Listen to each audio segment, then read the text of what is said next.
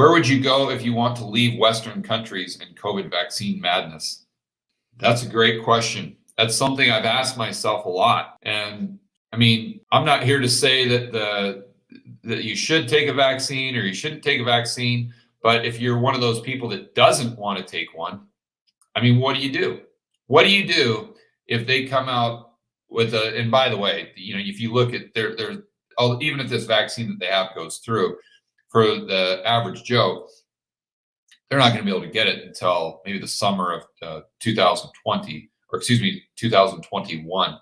So, but what do you do if they put a gun to your, well, not literally, but if they say, listen, you have to take this vaccine, or if you don't, then you just can't go anywhere. You can't travel, you can't go to the grocery store.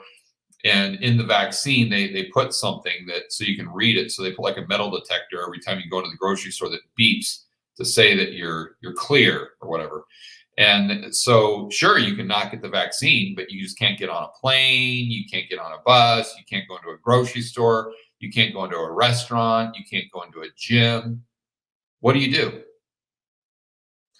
And it's not too far-fetched of an idea. I mean, we could see something like that come down by next summer, especially with President Kamala Harris in office, right? So I think for those people who are not worried about a vaccine, then don't worry about it. You're good to go. But for people who are, I think you need to have that discussion with yourself right now. And I obviously, Steph, it sounds like you've been having that dialogue with yourself or maybe your family members. I think I mean, who knows how countries go about it. I really have a hard time seeing countries, developing countries, institute something where you had to have a vaccine or they wouldn't let you into XYZ nightclub or gym or whatever. I just,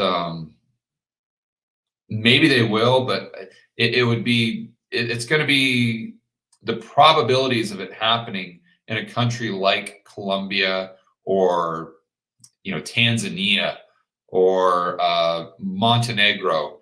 It's going to be much, much lower than in someplace like the United States. Why? They just don't have the infrastructure. I mean, it would be totally, there's just no way that they might have a vaccine, but to force you to take it in order to get into these establishments. Not only that, but you got to understand that rules and laws in places like South America, and a lot of people say, oh, I can't go to South America. I don't have my Second Amendment rights, or I don't have my First Amendment rights, freedom of speech and all this.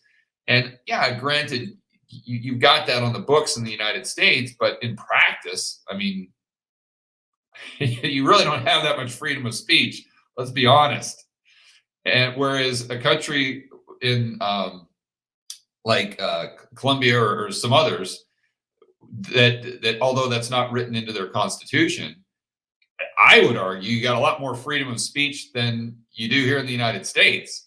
And I mean, anyone who doesn't think that, I would try to go on Twitter right now or Facebook and argue that there's only two biological sexes, that there's just a man and woman, and see how far that gets you on Facebook right now.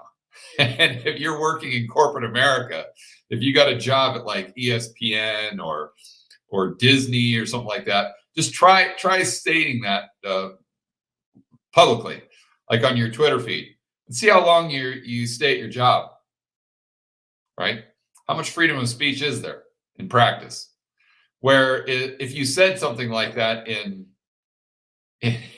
Colombia or Croatia or something like that, they just look at you like, why are you even saying that? Of course, duh. And it's nuts. It would be a complete non-issue. So you see where I'm going with that, right? And my point is, I would look at more developing countries, and if you don't want to travel that far, I just look at Mexico. I cannot see them implementing something like that. Maybe they will, but I think it's far less likely. And also, the one thing I'd like to encourage everyone, I see this a lot with my Twitter feed and the comments on my YouTube videos, where people, they say, well, if I move to whatever, St. Bart's, if I move to Croatia, what happens? Or if they say it's about Puerto Rico all the time, well, if I move to Puerto Rico, what happens if in 2 years or 5 years, if they become a state and then Act 2022 is no longer there? What do you mean what happens? You get up and move. I don't, it's bizarre to me that people have this weird concept that if you move somewhere, if you were to move from the United States to Colombia, that's it. You're done. You've made the decision and there's no going back. You can never move back to the United States. You can never move to, Asia. You can never move to Africa. You can never move to the Middle East. Once you've moved, you're done. You're in Colombia jail for the rest of your life, or Puerto Rico jail.